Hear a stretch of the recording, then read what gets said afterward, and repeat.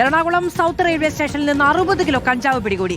RPF നടത്തിയ പരിശോധനയിലാണ് പ്ലാറ്റ്ഫോമിൽ നിന്ന് കഞ്ചാവ് പിടിച്ചെടുത്തത്. അർജുൻ മട്ടന്നൂർ വിവരങ്ങളുമായി ചേരുകയാണ്. അർജുൻ, ആരുടേതാണ് എന്ന കാര്യത്തിൽ കൂടി വ്യക്തതയുണ്ടോ?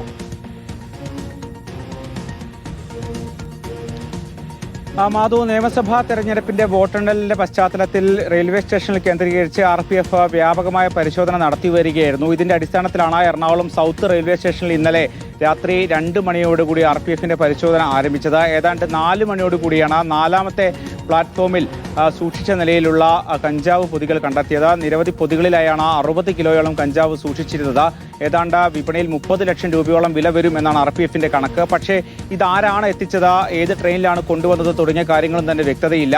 ഈ കാര്യങ്ങളൊക്കെ തന്നെ RPF പരിശോധിച്ചു വരികയാണ്. പ്രത്യേകിച്ച് CCTV ക്യാമറകളടക്കം പരിശോധിച്ചുകൊണ്ട് തുടർ നടപടിയിലേക്ക് കടക്കാനാണ് RPFന്റെ തീരുമാനം. നിയമസഭാ തെരഞ്ഞെടുപ്പിനോടനുബന്ധിച്ച് നിരവധി ഇതര സംസ്ഥാന തൊഴിലാളികൾ മറ്റ് സംസ്ഥാനങ്ങളിലേക്ക് വോട്ട് ചെയ്യാൻ വേണ്ടി പോയിരുന്നു. അവരിൽ പലരും തിരിച്ചു വരുന്നൊരു സമയം കൂടിയാണ്. അത്തരത്തിൽ ആരെങ്കിലും കൊണ്ടുവന്നതായിരിക്കാമെന്നതാണ് പ്രാഥമികമായ നിഗമനം. എന്തായാലും ആർക്കു വേണ്ടിയാണ് കൊണ്ടുവന്നത്, ആരാണ് കൊണ്ടുവന്നത്, എപ്പോഴാണ് കൊണ്ടുവന്നത് തുടങ്ങിയ കാര്യങ്ങളിലേക്ക് തന്നെ RPFന്റെ പരിശോധന അന്വേഷണം തുടരുകയാണ്. അർജുൻ മട്ടന്നൂർ വിവരങ്ങൾ നൽകിയത്.